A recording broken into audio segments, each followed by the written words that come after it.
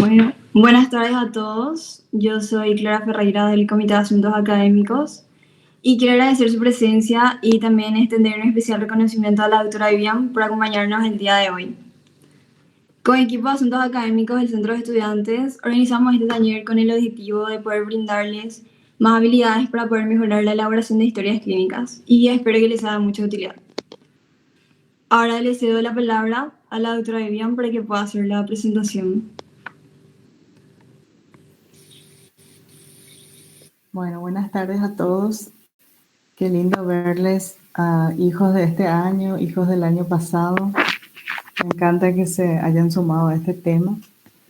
Agradezco mucho al comité organizador por incluir este tema que nunca deja de ser interesante para nuestra tarea diaria. Y el objetivo de esta tarde es dar un pequeño repaso de cómo abordar sobre todo lo que hace a cómo interrogamos, ¿verdad? Bueno, voy a acomodarme un poquito.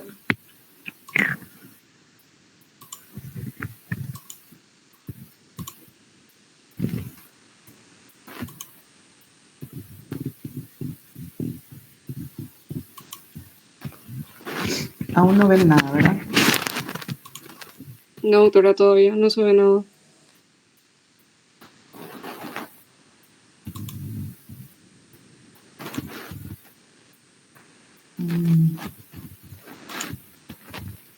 Bueno, tengan un poco de paciencia cuando yo estoy entendiendo esto.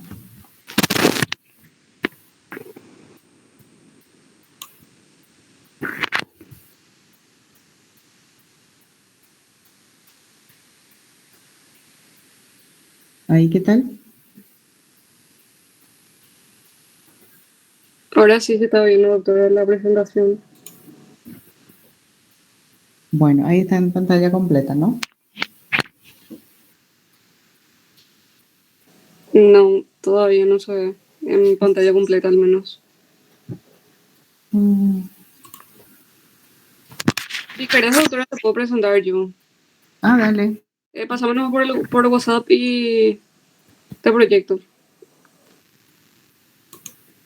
Bueno, pero ahí ven por lo menos la parte pequeña. Ahora al menos dejaste de presentar. Déjelo presentar. Sí, ahora dejaste de presentar.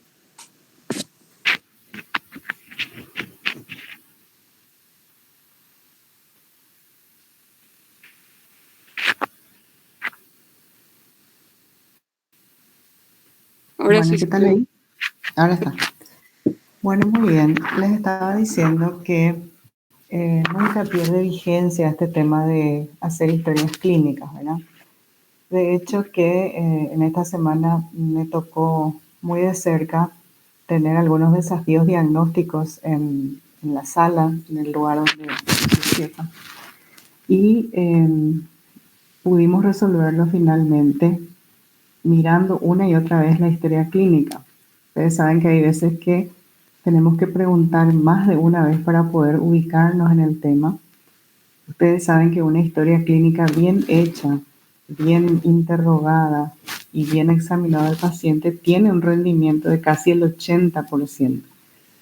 Es decir, 8 de cada 10 diagnósticos se pueden realizar clínicamente sin necesidad de ningún tipo de estudios. Lo ideal es utilizar estos estudios para confirmar la sospecha, pero gracias a Dios todavía nada reemplaza al rol del médico haciendo la historia clínica. Creo que la inteligencia artificial nos está pisando los talones, pero todavía no logra esta habilidad. De manera que gracias a eso seguiremos trabajando seguramente en esto que nos gusta, ¿verdad? Bien, está un poquito en la agenda. Una breve introducción. Lo que me gustaría transmitirles hoy son esos puntos clave que uno tiene que tener en cuenta para desarrollar la entrevista. Vamos a hablar también de algunos aspectos que hacen a la estructura y redacción de la anamnesis, algunos detalles que hacen a la descripción de síntomas, de lo que se Doctora, llama. Perdón, Discúlpame, no pasa tu diapositiva. No sé si estás pasando, pero no, ahí tampoco. tampoco.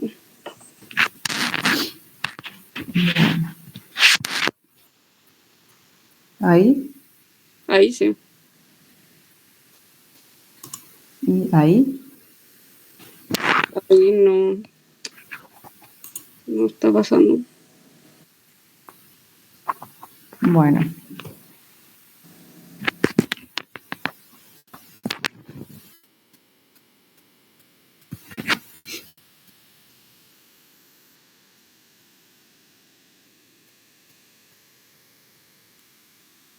sí, sí.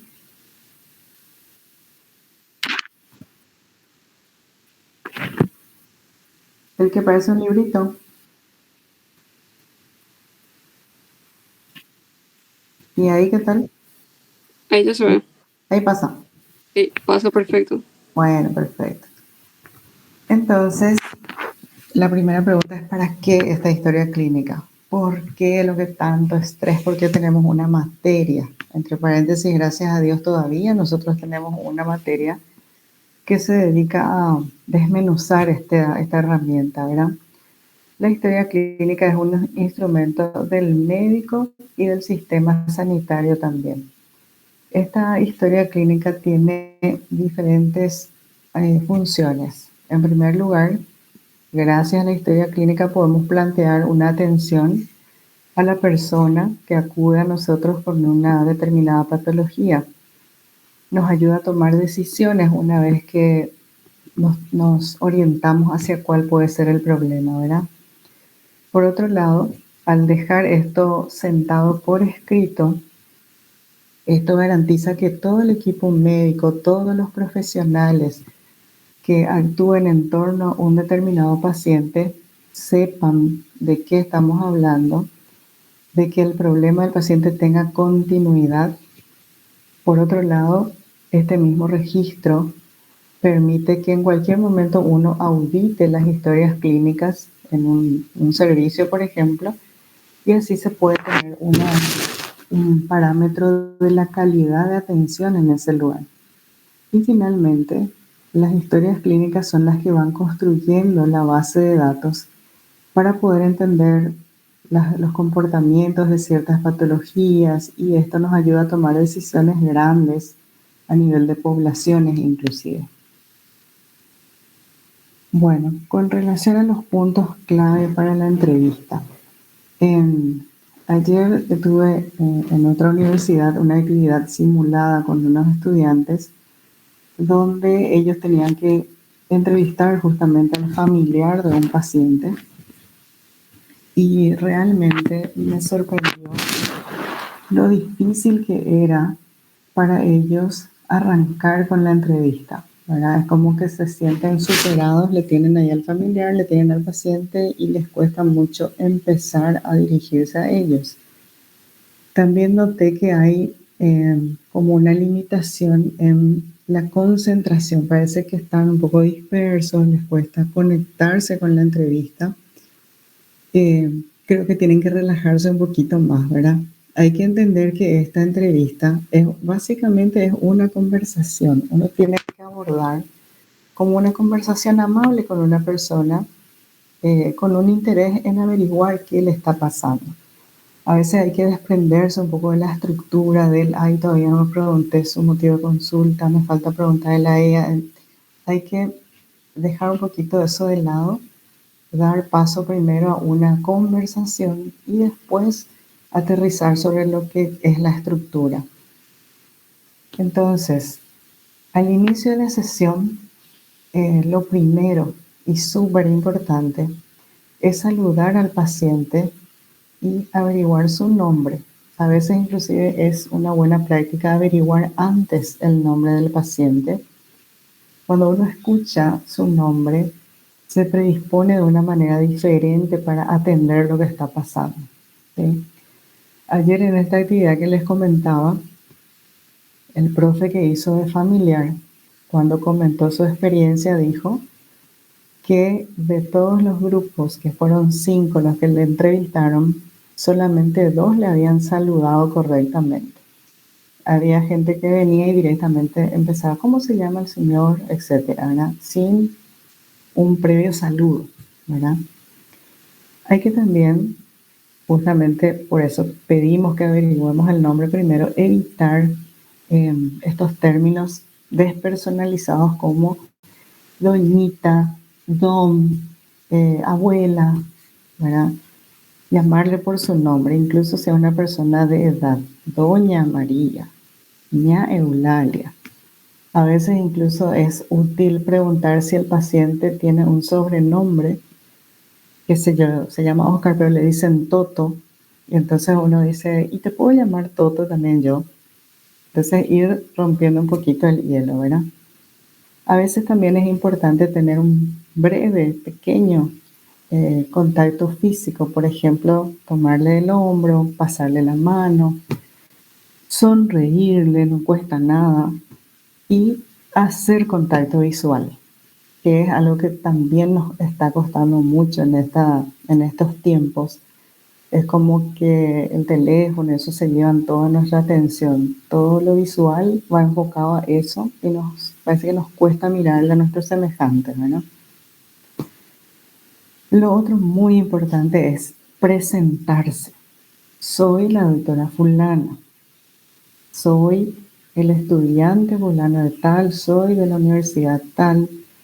Es muy difícil que una persona se abra a otra si no sabe quién es.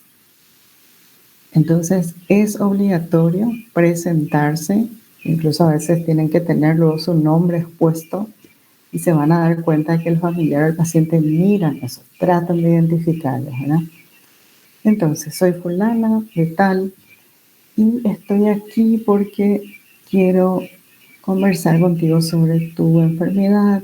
Me gustaría saber algo más de la razón por la que viniste al hospital y hay que tratar de dejar bien claro que el paciente da su consentimiento para eso.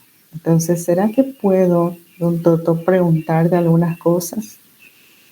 Entonces, abrir la posibilidad de decirle al paciente que él es el dueño de ese momento, ¿verdad? Por supuesto, hay que demostrar respeto e interés. La primera forma de demostrar interés es anular todos los distractores, ¿verdad? Sé que es muy difícil porque ustedes se manejan sobre todo en ambientes hospitalarios y de repente hacen esta actividad en grupo, pero por lo menos las cosas de las que podemos prescindir, una vez más el celular, por ejemplo.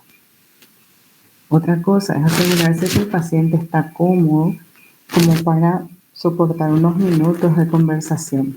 No le vamos a abordar justo cuando se está yendo al baño, justo cuando se está vistiendo, ¿verdad? Elegir un momento, preguntarle, ¿estás bien ahí? ¿Quieres que te levante la cama? ¿Preferís estar sentado? ¿Verdad? Y asimismo hay que preguntarle si está de acuerdo con que esté alguien más. Por ejemplo, pueden estar mis 2 compañeros, ¿no te molesta que estemos entre 3? ¿Querés que esté presente la licenciada? ¿Preferís que esté tu familiar o preferís estar solo?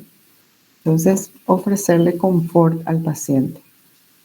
Ahí también a veces es importante, si no hablamos el idioma del paciente, preguntarle si no hay inconveniente en que alguien les ayude a traducir. Bien, y una vez que ya nos acomodamos, nos presentamos, rompimos el hielo, es muy importante hacer una primera pregunta adecuada. Ustedes saben que la anamnesis significa un recordatorio. Anamnesis quiere decir traer a la memoria. Y la herramienta a través de la cual vamos trayendo datos a la memoria del paciente son las preguntas. Por lo tanto, es súper importante que las preguntas estén bien puestas, que sean concretas, que no sean ambiguas, ¿verdad? Entonces, por ejemplo, preguntarle, ¿cuál es el problema que te trajo? Es importante también que al principio planteemos preguntas abiertas, como darle el micrófono al paciente para que él se explaye. Entonces, ¿qué te pasó? ¿A qué se debe que estás en el hospital? ¿Cómo fue que viniste para la urgencia? Contame cómo fue ese día, ¿verdad?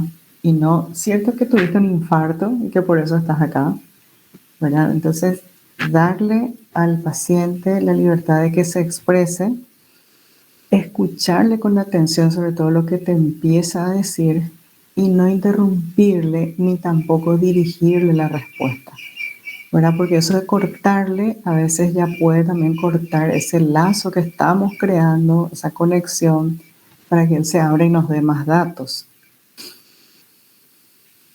Luego tenemos que ir identificando las razones por las que acudió a la consulta. Esto también es importante. A veces nosotros queremos cumplir a rajatabla nuestro esquema, ¿verdad? Y dice primero filiación, después ya está el motivo de consulta y viene todo lo demás. Y a veces nosotros recabamos todos los datos de filiación y ya le preguntamos, ¿y por qué viniste? ¿Cuál es el motivo por el que consultaste? Y muchas veces el motivo de consulta es aparente recién después de conversar un rato con el paciente. No hay que apurarse en colocar el motivo de consulta. Hay que primero escuchar la lista de cosas que le molestaban al paciente y buscar cuál fue la situación que realmente le empujó a venir. Ahí recién podemos estar más o menos seguros de cuál fue realmente el motivo. A veces también, por ejemplo, estamos muy centrados en que, porque casi siempre sabemos de antemano que tuvo el paciente, por ejemplo, un infartado, y queremos enfocarnos nomás en el dolor, pero por ahí el paciente te cuenta algo de la rodilla, etcétera, y hay que darle también la oportunidad de que él cuente esa otra preocupación, ¿sí? Bueno, ya dijimos empezar por preguntas abiertas y después vamos afinando cuando queremos ser más específicos con preguntas más bien cerradas o dirigidas. Otra cosa muy importante, nosotros como médicos tenemos que observar todo lo que tiene en relación con el paciente. Sus expresiones no verbales son sumamente importantes, como por ejemplo la orientación de la mirada, los gestos corporales, cómo habla, es rápido, es lento, le cuesta, pone alguna emoción en lo que dice. Todo eso aporta también al diagnóstico final. Y así como es importante observar el lenguaje no verbal del paciente, es importante también que nosotros usemos adecuadamente este lenguaje. Miren que más del 80% de lo que recibimos como información y emitimos como información pasa por el lenguaje no verbal. Entonces hay que, como médicos, ejercitar esto de mantener el contacto visual del paciente, pero que sea una mirada amable, no tiene que ser una mirada inquisitiva tampoco, y cuidar mucho la expresión facial, ¿verdad? El paciente que está en cama, que está internado, que está a la defensiva, lee mucho nuestras expresiones. Entonces, cuidemos eso, cuidemos lo que transmitimos con eso, ¿sí? Entonces, lo mejor es estar relajado, pasar una imagen de tranquilidad, de confianza, de que puede seguir hablando con nosotros. Y eso también se da, por ejemplo, a través del tono de voz, la velocidad con que le hablamos, el volumen con el que le hablamos. De hecho que al empezar cualquier conversación ocurre algo que se llama rapport, que consiste en más o menos sintonizar ambos con el mismo tono, con el mismo volumen inclusive de voz con el que vamos a hablar. A veces el paciente empieza gritando, ¿verdad? Y si yo le contesto de la misma manera, la conversación va a seguir en ese tono. Pero si yo modero mi volumen, lo más probable es que le obligue a mi interlocutor a bajar al mismo nivel. Y ahí recién va a tener sentido el resto de la conversación, ¿verdad? Otra cosa muy importante, si vamos a escribir notas, tienen que ser breves y tienen que ser no tiene que cortar el relato del paciente porque esto también puede disminuir la confianza. La pucha, le estoy hablando y al final él escribe. Pero a veces también hacer una breve anotación y seguir atendiendo quiere decir, ah, sí, me está atendiendo, incluso anotó lo que le dije, ¿verdad? Entonces, eso también es muy importante, cosa que ya hablamos, ¿verdad? No es un dictado, no es una encuesta, no se preocupen por esa plancheta, solamente algunos datos específicos que les voy a mostrar después.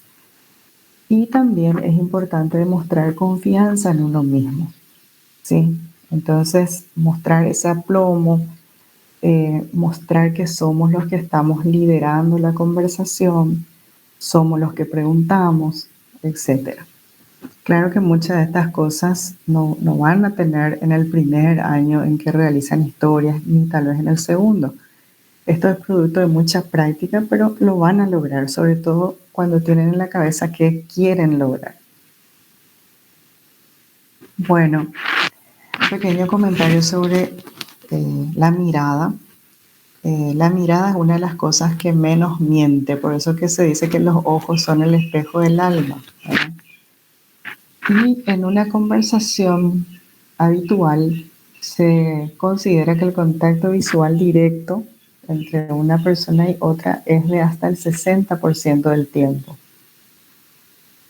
La vista de las personas se dirige hacia un lado cuando mienten, por ejemplo, en los procesos creativos, y del otro lado cuando están rememorando algo.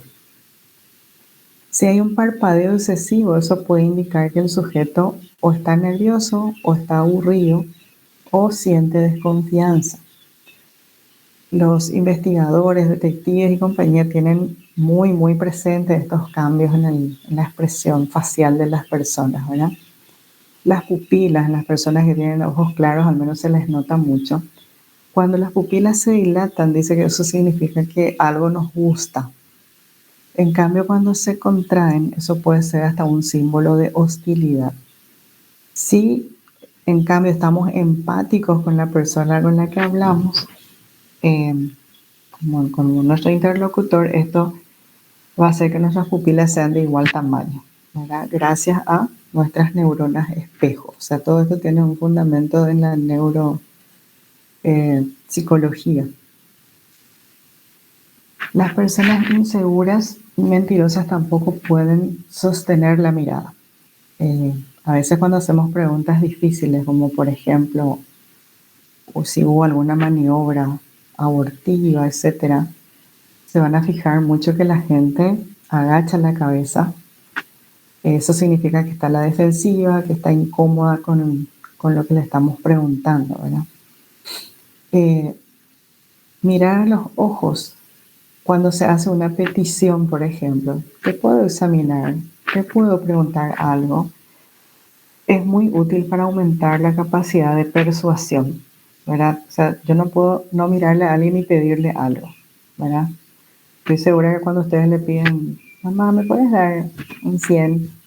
Siempre es mejor mirarle, le van a convencer más. Cuando hablamos de temas personales que nos incomodan, vamos a tender a disminuir el contacto visual. Eso es normal, eso es un reflejo, no podemos controlar.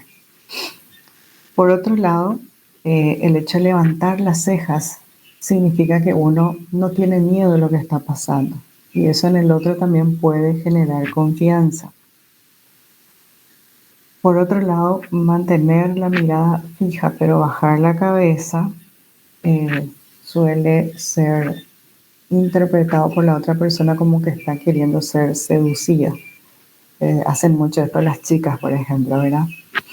Mirar mucho hacia los lados, eso puede indicar aburrimiento. Cuando yo estoy preguntando, de repente miro hacia uno de los costados, quiere decir que a mí realmente esto me aburre o no me interesa. Es como estar buscando un escape. Acá tenemos alguna semiología de la mirada, como le puse. Por ejemplo, mirar arriba y a la izquierda quiere decir que esta persona está evocando algo.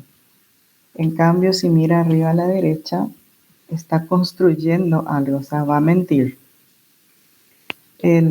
Mirar a los costados, a la derecha, quiere decir que estoy recordando algo que escuché. A la izquierda, perdón, a la derecha quiere decir que estoy construyendo sonidos y palabras que voy a emitir. Si miro abajo y a la izquierda significa que estoy rememorando sentimientos. Y si miro hacia abajo y a la derecha, me estoy acordando de sensaciones corporales, por ejemplo. ¿Sí? ¿Verdad que es muy simpático y muy útil también? Bueno, lo otro súper importante que siempre hablamos es esto de utilizar la empatía para comunicar la comprensión de lo que nos está diciendo el paciente y decirle que apreciamos lo que nos está contando y sus problemas, que le reconocemos como importante. Así como Guille acá, que él está viendo en la tele a una persona que llora, está triste, y como él cuando está triste su chupete es el que le da alegría, entonces le está queriendo ofrecer esto. Quiere decir que llegó al máximo la comprensión sobre lo que siente esta persona. De eso se trata la empatía. Hay que usar también empatía cuando vamos a manejar algunos aspectos que le pueden generar vergüenza o molestia al paciente, ni qué decir cuando ya le vamos a examinar, cuando le vamos a preguntar y luego cuando ya hay examen físico de por medio. Bueno, Carl Rogers es uno de los psicólogos más importantes del acervo científico, y él decía que el ser empático es ver el mundo a través de los ojos del otro. Siempre que yo les pregunto qué creen que es empatía, la famosa definición es ponerse en el lugar del otro. Y eso desde el punto de vista físico no se puede hacer. Lo máximo que podemos hacer es mirar como si el otro mirara a través de nuestros ojos y no al revés. No es ver nuestro mundo reflejado en sus ojos. Y por otro lado, nosotros escuchamos no solamente con los oídos, nuestros ojos dicen si estamos escuchando, nuestra mente, nuestro corazón, con la imaginación inclusive se puede escuchar a una persona. Y hablando de escuchar, también me pareció importante comentarles un poquitito esto. Hay niveles de escucha que tenemos que trabajar para ir consiguiendo buenos niveles. El primer y más básico nivel de escucha es el oír. Oír es una función fisiológica, es simplemente registrar ondas sonoras que llegan hasta ahí, es un acto pasivo. Entonces yo puedo escuchar las voces de muchas personas, pero les oigo, pero no les escucho. El siguiente nivel es escuchar a. Este es el nivel cotidiano de escucha. O sea, sí ya nos centramos en las palabras, eso que emite la persona, pero no necesariamente estamos entendiendo lo que nos quiere decir con eso. Es lo que ocurre en estas conversaciones cotidianas y escuchamos desde nuestra propia existencia. Por ejemplo, qué sé yo, famoso, hola, ¿qué tal? ¿Cómo estás? Y el otro te dice, bien, lo que pasa es que tal cosa, y bueno, mientras que él habla, yo en realidad estoy pensando en mí, en cómo estoy yo, ¿verdad? De hecho, que la mayor parte del tiempo nosotros nos escuchamos a nosotros mismos más que a otras personas, ¿verdad? Luego damos un pasito más y escuchamos para. En este caso, la persona tiene una idea en mente y cuando le hablan, lo que hace es filtrar lo que la otra persona les aporta y con eso se construye una opinión, ¿ya? Entonces, esta persona está muy pendiente de su diálogo interno. Tampoco es el nivel ideal de escucha. El mejor nivel es el de la escucha consciente, donde prácticamente no hay diálogo interior y realmente escuchamos profundamente lo que quiere decir la otra persona. Estoy bien, aunque esta mañana me sentí mal, le agarramos el hilo y tratamos de seguir en profundidad esa conversación. ¿Y cuáles son entonces unos tips para tratar de desarrollar esta escucha consciente o empática? Número 1, nuevamente, es eliminar los distractores externos. Emplear también métodos de comunicación alternos, como ya dijimos, los medios no verbales, ¿verdad? Lo otro también es reafirmar y comentar lo que te dice el interlocutor, ¿verdad? Por ejemplo, te dice, me sentí mal, entiendo, te sentiste mal, entonces eso fue esta mañana, ¿verdad? Inclusive a veces preguntarle un poquitito, cuando decís me sentí mal, ¿a qué te referís exactamente? Entonces la persona se da cuenta de que uno incorporó el problema que él está expresando, ¿verdad? Por supuesto, una vez más, establecer contacto visual, mantener también que se nos note que estamos dispuestos a escuchar, ¿sí? Y eso cómo se hace? Se hace conversando y cuando le vamos a hablar a la persona incluso nos inclinamos un poquitito hacia él. También es dividir la información o agrupar por temas de relevancia, ¿verdad? Se pueden tomar notas muy breves y también se pueden aprovechar las tecnologías disponibles. Por ejemplo, si yo le quiero comunicar algo a un paciente, puedo ilustrarle a través de imágenes, por ejemplo, de la red. Hace poco tuvimos un paciente que, por ejemplo, no aceptaba colocarse marcapaso, pero él en realidad no entendía lo que eso significaba. Entonces nos tomamos la molestia de sentarnos y mostrarle primero imágenes, después le preguntamos si quería ver un video, vio también el video de cómo se colocaba y finalmente aceptó. Entonces, utilizar todos esos medios también. Bien, ¿cuáles son algunos errores frecuentes que cometemos cuando estamos conversando con alguien? 1, no escuchamos para entender, escuchamos para hacer un trámite. Tenemos que hacer la historia. Y a veces eso también se nota, y se nota cuando redactan y es pobre la expresión de la historia, ¿verdad?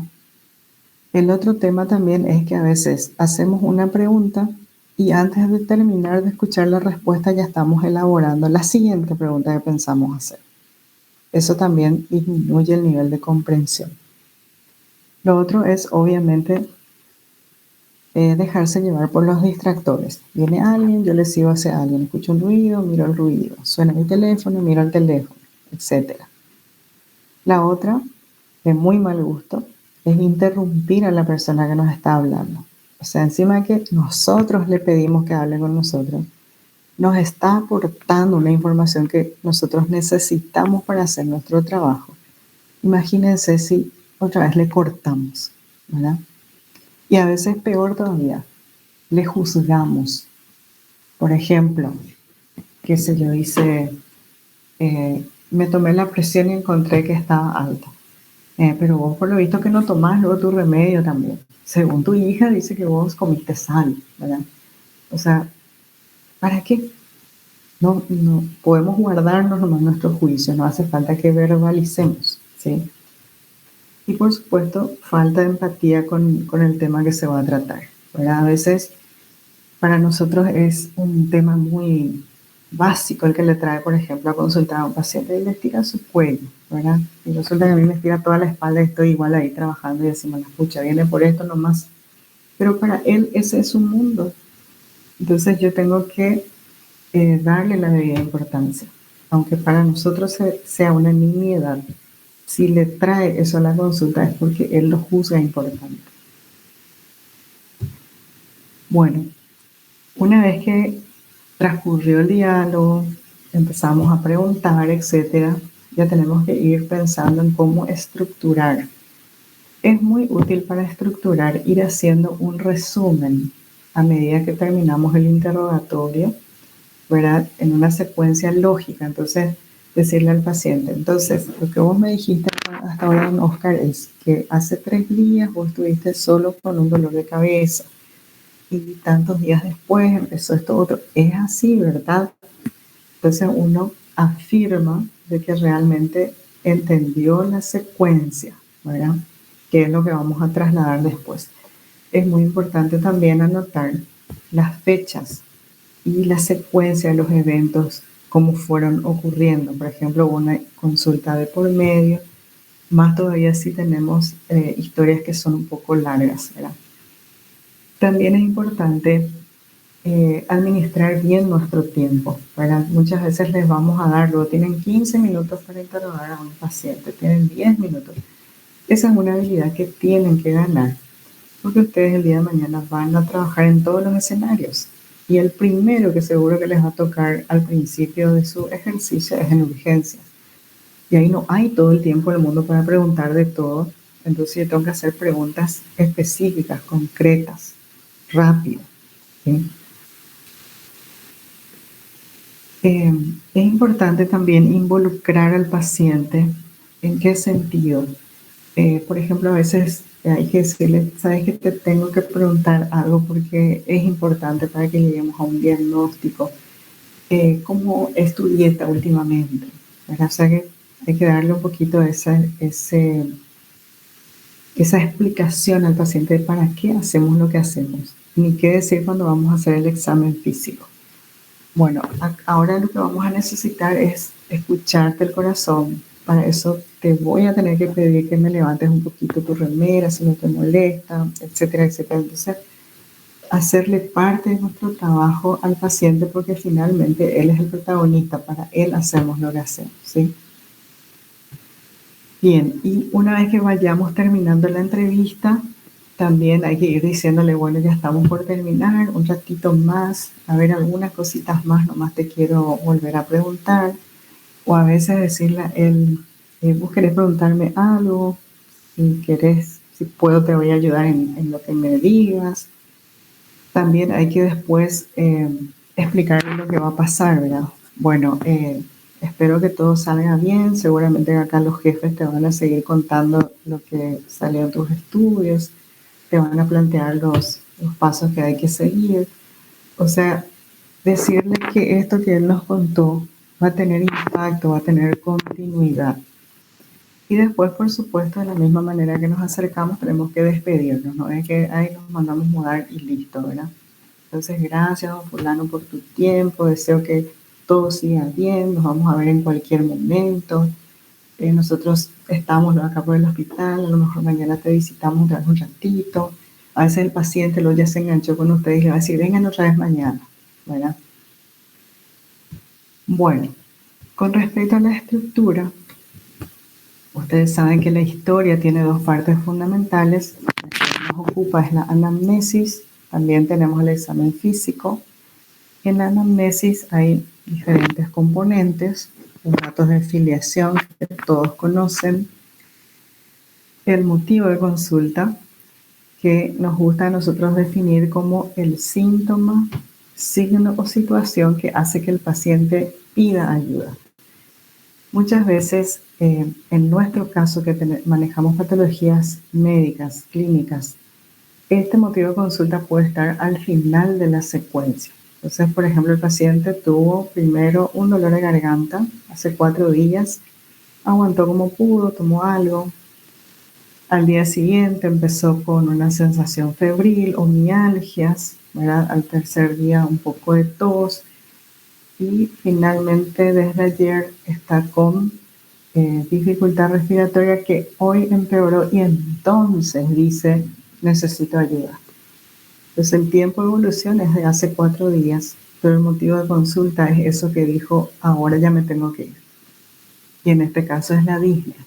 Entonces, por eso decía que a veces conviene escuchar primero cuál fue el detonante, en qué momento dijo, ya me voy al hospital, y ese es el motivo de consulta. Siempre elegir un síntoma o signo. Hay que saber que los diagnósticos no son motivos de consulta, ¿sí? Entonces el paciente no puede venir por diarrea, no puede venir por ACV, no puede venir por lupus. Síntoma o signo, ¿sí?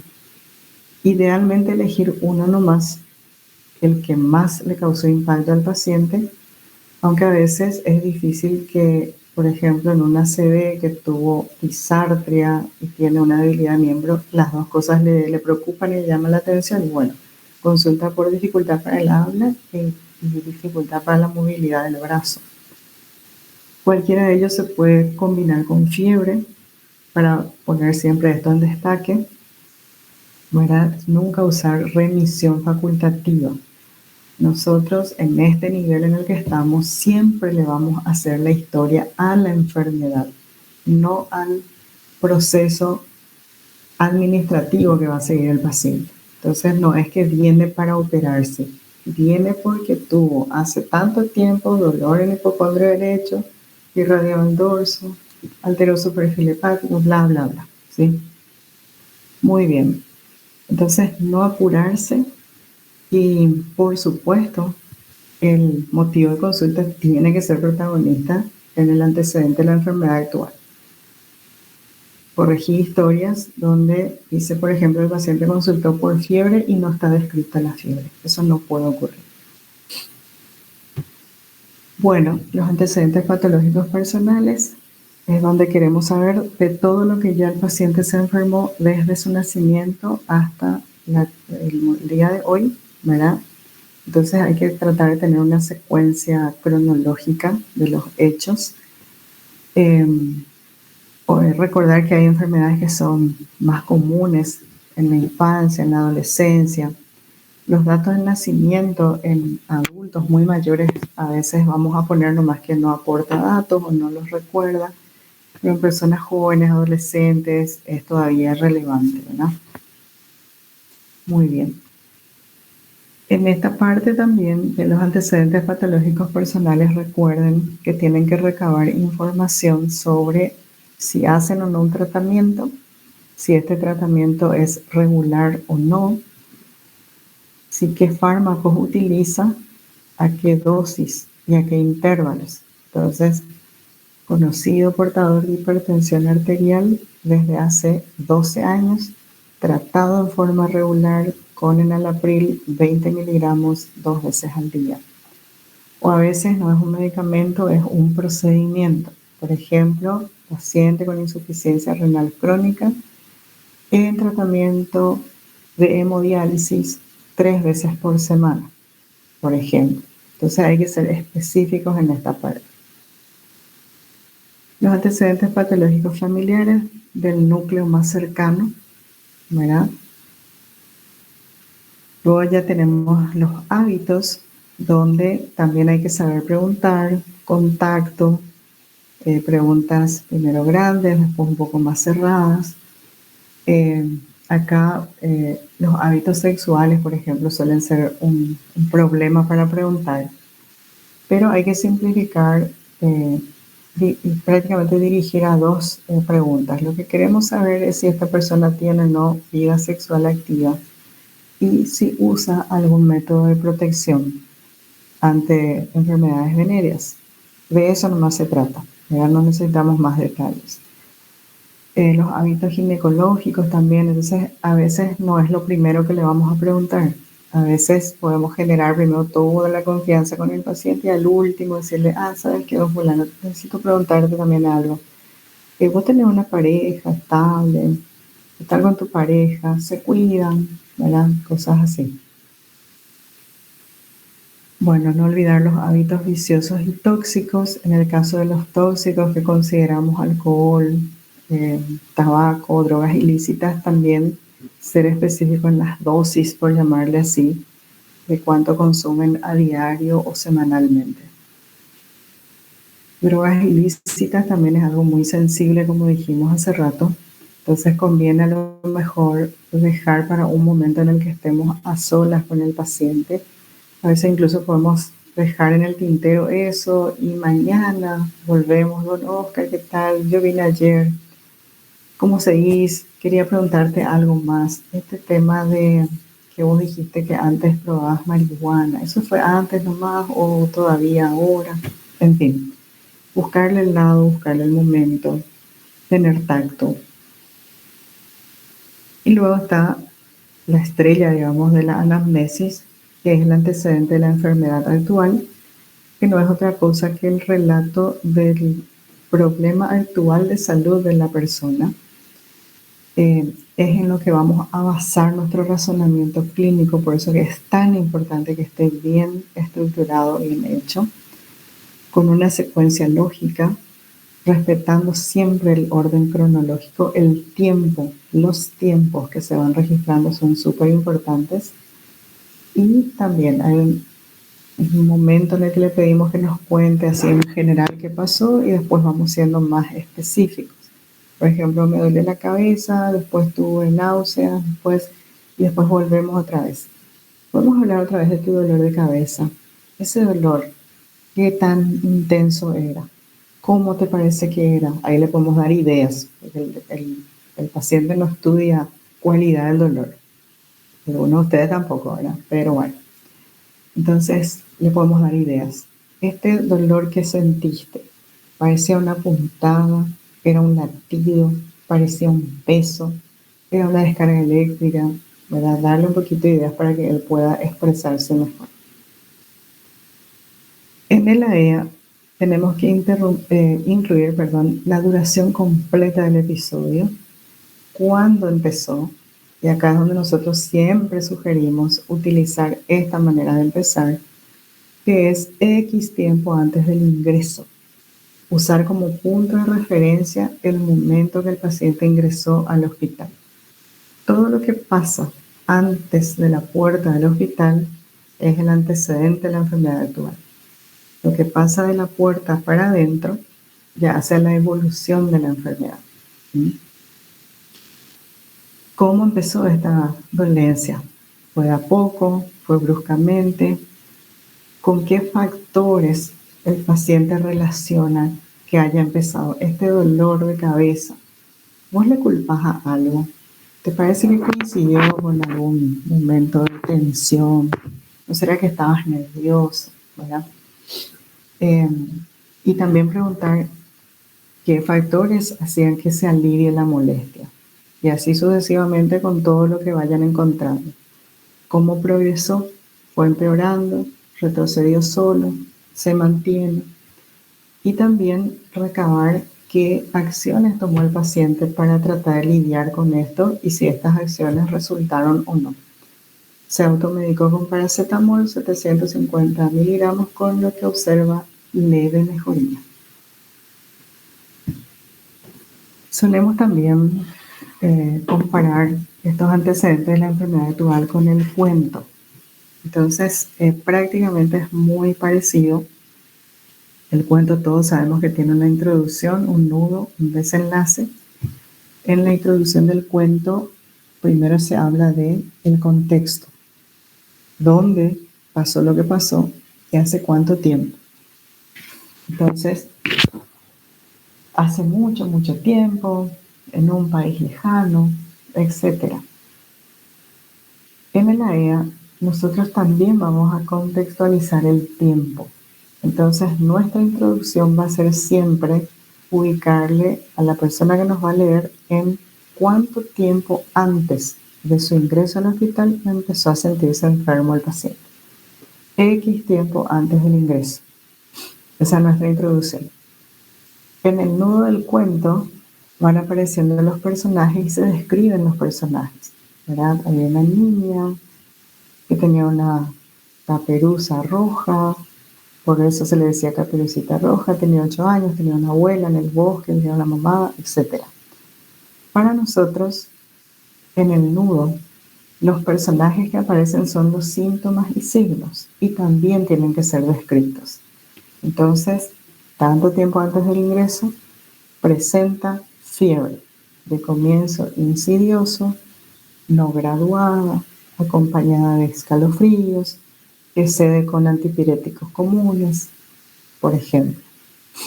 Y en el nudo también se van interrelacionando los síntomas muchas veces. Entonces, al mismo tiempo aparece debilidad generalizada, permanente, intermitente, como quieran. Finalmente, en ambos hay un desenlace. En el cuento, por suerte, el desenlace casi siempre es que vivieron felices para siempre. En nuestro caso, el desenlace es una manera de redondear nuestra historia, de que no quede ahí al aire. Entonces siempre vamos a decir al final que ante la persistencia o ante el agravamiento de los síntomas, el paciente acude al servicio y queda internado para mejor estudio y tratamiento. Entonces, como siempre les digo, la introducción no es un problema. Siempre vamos a empezar con tanto tiempo antes del ingreso. El desenlace tampoco es un problema porque siempre va a ser este redondeo. Los principales problemas son estructurar los síntomas y signos y describirlos en un orden cronológico. Y el otro problema, que solo tiene la EA porque en el cuento no hay, son los datos negativos de valor. Estos datos negativos de valor son derivados del interrogatorio dirigido. Entonces a mí el paciente me puede contar espontáneamente que él tuvo dolor y sensación de fiebre. Pero eso, según mi archivo de patología médica, puede corresponder a muchas patologías. Entonces, para ir afinando la puntería, yo tengo que ir preguntando más. Y quiero saber si esto va hacia una influenza.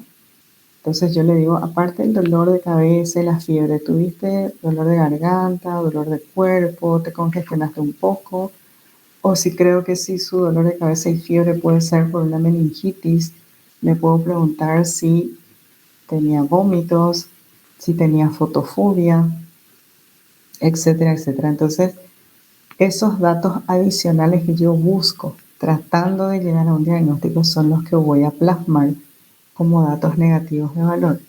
Entonces, niega odinofagia, niega rinorrea, niega fotofobia, y es una manera de ir achicando también el espectro de las patologías que podamos encontrar. Bueno, y este es un esqueleto que le solemos ofrecer a los estudiantes para que tengan sí, esta hoja en su plancheta, ¿verdad? Donde solamente tienen que ir anotando el síntoma que les cuenta el paciente, por ejemplo, cefalea, y cuánto tiempo antes, 4 días. Entonces solo anotan ahí cefalea, 4 días, y dejan la descripción. Van a preguntar, por supuesto, pero lo pueden hacer después. Esto lo que va a asegurar es que recaben todos los síntomas y signos, todos los tiempos que correspondan, e ir acordándose de qué cosas de la descripción tengo que hacer constar, ¿verdad? Luego anotar datos negativos de valor y hacer el redondeo. Que sería más o menos así, ¿verdad? Y esto es lo que voy a transformar después en mi historia redactada. A propósito de la redacción, algunas pequeñas acotaciones. Es importante organizar este relato en párrafos. Los párrafos tienen que estar dados por las unidades de tiempo. Entonces, 4 días antes del ingreso pasó todo esto. A veces pasó más de una cosa. A veces ya fue dolor, fiebre, náuseas. Cuando cambia la secuencia de tiempo, 2 días antes del ingreso, cambio de párrafo también, ¿sí? Entre un protagonista y otro, por ejemplo, entre cefalea y fiebre y sus características, tiene que haber un punto seguido. Y obviamente, cuando voy a escribir un párrafo nuevo es un punto y aparte, ¿verdad? Hay que también tratar de enriquecer un poquitito el castellano, ¿verdad? Usar artículos. El paciente refiere que, el paciente refiere, y usar sinónimos. El paciente refiere, relata, manifiesta, señala. Ejercitar un poquitito el castellano en ese sentido. Muy bien. Los personajes, síntomas y signos y su descripción. Esto es de nunca acabar prácticamente. Todos los aparatos y sistemas tienen síntomas y signos que les son propios. Y cada uno de ellos son los que se tienen que ir describiendo. Hay preguntas que yo le puedo hacer a todos los síntomas y signos y hay otras más específicas. Por ejemplo, a todos les tenemos que preguntar cuándo empezó, cómo empezó, con qué relaciona la aparición de este síntoma o signo, qué tan a menudo aparece, es continuo, es intermitente, cuánto dura cuando aparece, qué hace que aumente, qué hace que disminuya, qué hace que desaparezca, qué otra cosa le acompaña, qué hace con qué se trata cuando aparece y esto resulta o no, cómo evoluciona en el tiempo, cómo está hoy ese signo y síntoma. Entonces, esto le podemos preguntar a todos. Pero después hay preguntas puntuales. De la fiebre yo puedo además preguntar cómo se ve, puedo preguntar si aparece todos los días, si se acompaña de un rash cutáneo, hay un predominio del horario, hay artromialgias, más o menos orientándonos a las causas posibles. Dolor creo que es uno de los síntomas que mejor manejan, ¿verdad? ¿Qué le pregunto a la disnea? Tiene chillido, solo le puedo preguntar a dolor, ¿verdad? Solamente a disnea. Hay chillido de pecho, hay un empeoramiento con el ejercicio, etcétera, etcétera. La misma cosa, diarrea, ictericia. En realidad es muy difícil hacer un esquema así muy rígido porque las preguntas que voy haciendo van a depender mucho de lo que estoy buscando. Y lo que estoy buscando va a depender de cuánto sé patología médica, ¿verdad? En un dolor torácico, por ejemplo, podemos preguntar todo lo que habitualmente preguntamos del dolor, pero haciendo énfasis en la duración del dolor. Lo que más importa en un dolor torácico, porque lo que estamos buscando es si se trata o no de un infarto, es cuánto de duración tiene. Eso es lo que me va a preguntar el cardiólogo y el equipo de hemodinamia cuando yo les llame. ¿Por qué es el dato más relevante? Porque la duración de este dolor es lo que va a determinar que yo tome decisiones terapéuticas. Si este dolor tiene menos de 6 horas, entonces yo desencadeno un código de infarto, le pido al equipo de hemodinamia que acuda y podemos salvar músculo cardíaco. Si este dolor tiene más de 24 horas, vamos a hacer un cateterismo, pero ya va a ser diagnóstico, porque el daño ya está instalado. Entonces, en este caso, la duración es súper importante. En el caso de la cefalea, ustedes saben que hay diferentes tipos de cefalea. Entonces, si yo estoy tratando de descartar si es una migraña, entonces le voy a preguntar si el dolor es más de un hemicráneo que del otro, si el dolor es pulsátil, si tuvo aura. En fin, una vez más, conocer los tipos de cefalea para poder preguntarle en base a eso. Una fatiga, por ejemplo. Lo primero que tenemos que hacer es qué nos está queriendo decir el paciente cuando dice estoy fatigado. ¿Es una fatiga referida a un cansancio físico o nos está diciendo que tiene disnea? ¿Sí? Si ya sabemos que está hablando de un cansancio físico, probablemente una astenia, entonces relacionar con las causas, preguntar, por ejemplo, si hay algún otro indicio que me pueda llevar a pensar en un cáncer, por ejemplo. En la tos hay también cosas específicas, es persistente, se da por acceso, es esporádica, es seca, es húmeda. Si es húmeda, se expectora o no. Si se expectora, qué características tiene el esputo en cuanto a aspecto, cantidad, olor, en fin. Palpitaciones, por ejemplo, ¿verdad? Si aparte de las palpitaciones hay signos de alarma, como por ejemplo tiene palpitaciones y también se desmaya, suda mucho durante las palpitaciones, se acompaña de disnea, hay dolor precordial al mismo tiempo que las palpitaciones, en fin. Siempre buscando una causa subyacente. En el caso del mareo, cómo siente, cuándo aparece, relaciona con algo. Ustedes saben que, por ejemplo, el vértigo posicional paroxístico benigno es el vértigo más común y aparece en relación a cambios de posición bruscos, por ejemplo, haciendo abdominales, extendiendo la ropa, ¿verdad?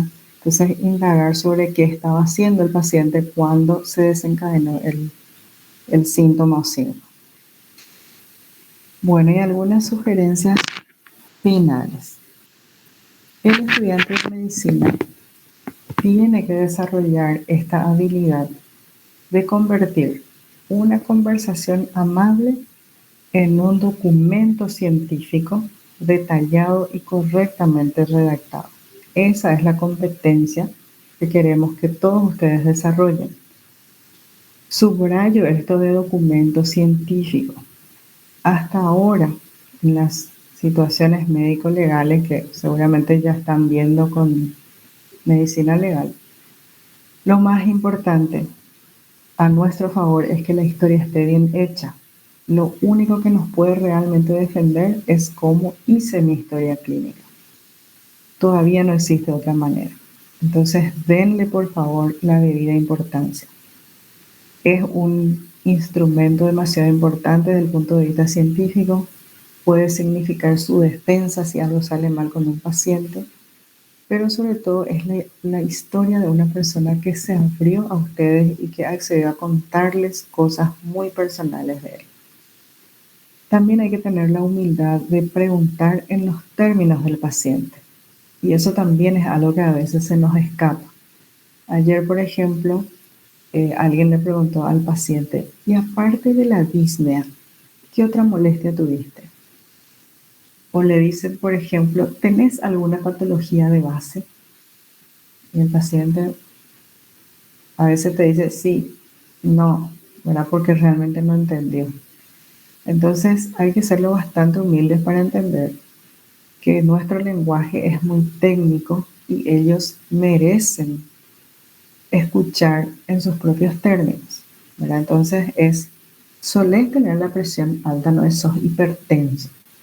De 10 pacientes del interior, yo no sé si los 10 van a entender qué es ser hipertenso, pero te van a decir si se me sube la presión, ¿verdad? Y también hay que tener la humildad de volver a preguntar las veces que sea necesario. Esa es una de las bondades de esta herramienta. Podemos usar las veces que necesitemos. Tengan eso presente sobre todo cuando hay diagnósticos difíciles, cuando hay situaciones en las que nos cierra la cuestión, no llegamos al fondo de la cuestión. Va a ocurrir mucho cuando tengan un paciente hospitalizado.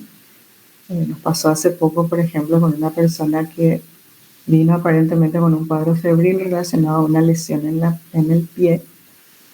Sin embargo, después de un breve periodo en el que dejó de hacer fiebre, vuelve a tener fiebre muy alta, muy alta, muy alta, y eso descoloca.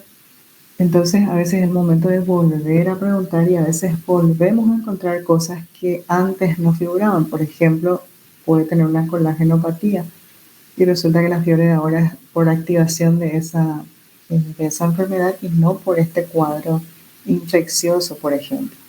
O a veces hay antibióticos que pueden empezar a producir fiebre u otros fármacos también. Así que pregunten, repregunten, eso les va a iluminar muchísimo el camino. También les invito a que siempre respeten esta secuencia. Me voy a sentir muy feliz si de aquí en más todas las historias de la UCA que yo vea por ahí, porque estoy segura que nos vamos a seguir viendo, respeten la secuencia. ¿Cuándo empezó todo? Este síntoma o signo tiene tales características y los datos negativos de valor que tienen que ser bien oportunos también. No es negar por negar, es negar porque yo busqué cosas específicas, ¿sí? Lo otro que quiero que se lleven es que mejores conocimientos permiten mejores interrogatorios. Si yo desconozco la patología, no se me van a ocurrir preguntas y no les va a servir tener este listado de posibles cosas que tengo que preguntar si no manejan la patología. Están a tiempo todavía. Hasta el día que se reciban e incluso después están a tiempo de seguir repasando patología médica y van a aparecer enfermedades nuevas también que todos tenemos que ir leyendo. Pero más es mejor en este caso. Cuanto más sabemos, mejores preguntas haremos. Y también que los interrogatorios de calidad generan diagnósticos más precisos. Imagínense el dato que yo les estoy dando. Aprendan a preguntar y van a tener mejores diagnósticos. Si tienen mejores diagnósticos ustedes que su competencia, que es mucha, y les va a ir mejor a ustedes. Así que la base del éxito en la profesión es hacer buenas preguntas, porque buenas preguntas te llevan a buenos diagnósticos y los tratamientos ya están todos escritos. O sea que este es el verdadero desafío. Bueno, este es el doctor René Favaloro, creador de la Fundación Favaloro, y él era un médico filósofo muy importante. Escribió un decálogo del buen médico y solamente quiero rescatar lo que él escribió como número 1. La historia clínica está por encima de cualquier avance tecnológico. No se dejen llevar por los medios auxiliares de diagnóstico. Es primero diagnostico clínicamente y luego confirmo. Y no primero pido estudios y luego los estudios me dicen lo que puede tener el paciente. Nunca es así. Esa no es una buena medicina. Entonces la historia clínica está por encima de cualquier avance tecnológico. Me gustaría que se lleven eso. Y bueno, hasta aquí les agradezco mucho una vez más a quienes organizaron y bueno, quiero escucharlas a ustedes ahora a ver qué les pareció, qué quieren preguntar, qué me quieren comentar, alguna situación que les llama la atención en la práctica. Muchísimas gracias, doctora, por su predisposición para este taller y también le queremos agradecer a los compañeros que participaron. Y si tienen alguna preguntita, pueden hacer en el chat o también pueden hacer la mano.